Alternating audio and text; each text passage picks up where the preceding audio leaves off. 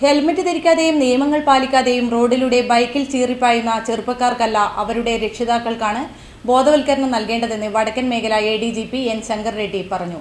പ്രായപൂർത്തിയാകുന്നതിന് മുൻപ് തന്നെ ആൺമക്കൾക്ക് ബൈക്ക് വാങ്ങി നൽകുന്നത് രക്ഷിതാക്കൾക്ക് ഒരു ഫാഷനാണ്. കാഞ്ഞങ്ങാട് വ്യാപാര ഭവനിൽ നടന്ന റോഡ് സുരക്ഷാ ബോധവൽക്കരണം ഉദ്ഘാടനം ചെയ്യുകയായിരുന്നു അദ്ദേഹം.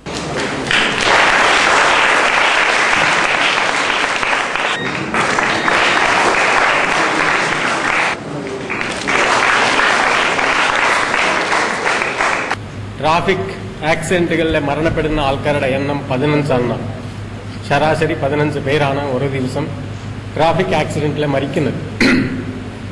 അതിലും 4 ഇരട്ടി ആൾക്കാർ പരിക്കപ്പെട്ട് ആസ്പത്രിയിൽ ചികിത്സ തേടി പോവുക ഓരോ ദിവസം.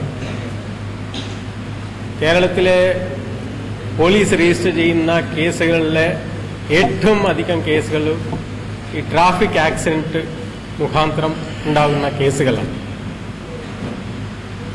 കേരളത്തിലെ കൊലപാതകങ്ങൾ നോക്കിയപ്പോൾ ശരാശരി ഒരു ദിവസം ഒരു കൊലപാതകമാണ് നടക്കുന്നത്.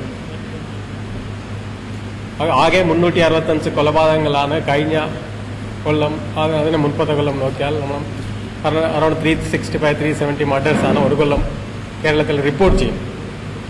ട്രാഫിക് ആക്സിഡന്റിന്റെ കാലത്ത് നോക്കിയാൽ കഴിഞ്ഞ കൊല്ലം 4145 റോഡ് അപകട മരണങ്ങൾ ഈ നാട്ടിലുണ്ടായി.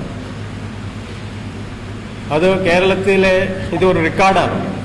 മറ്റ് സംസ്ഥാനങ്ങളെ അപേക്ഷിച്ച് നോക്കുമ്പോൾ കേരളത്തിലെ ട്രാഫിക് ആക്സിഡന്റ് കൊണ്ട് ഉണ്ടാകുന്ന മരണങ്ങളുടെ എണ്ണം വളരെ വളരെ അധികമാണ്. ഇതിൽ കൂടുതൽ ആൾക്കാർ മരിക്കുന്നത് 2 വീലേഴ്സിന്റെ ആൾക്കാരാണ്. 1/4 ആൾക്കാർ 4145 1000 ചില്ലാണ് 1200 വരെ മരിക്കുന്നത് 2 വീലേഴ്സിലെ യാത്ര ചെയ്യുന്ന യാത്രക്കാർ. കണ്ണൂർ മേഖല IG Jose George, police chief S Surendran എന്നിവർ പ്രസംഗിച്ചു.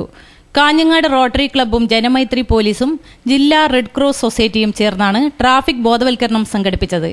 പോലീസിന്റെ ട്രാഫിക് ബോധവൽക്കരണ മാസാചരണത്തിന്റെ ഭാഗമായാണ് ചടങ്ങ് നടത്തിയത്.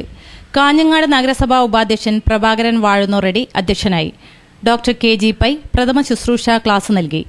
Rotary assistant governor MK Vinod Kumar, നഗരസഭാ സ്ഥിരം സമിതി അംഗങ്ങളായ T Abubakar Haji, T Kunhikrishnan, VV Rameshan, Yusuf Haji, Rotary club president N Suresh എന്നിവർ സംസാരിച്ചു.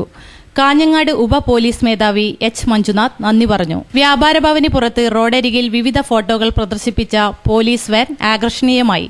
അപകട ദൃശ്യങ്ങളുടെയും അപകടത്തിൽപ്പെട്ട് പരിക്കേറ്റവരുടെയും ദൃശ്യങ്ങൾ അടങ്ങിയ 68 ഫോട്ടോകളാണ് പ്രദർശനത്തിലുണ്ടായത്.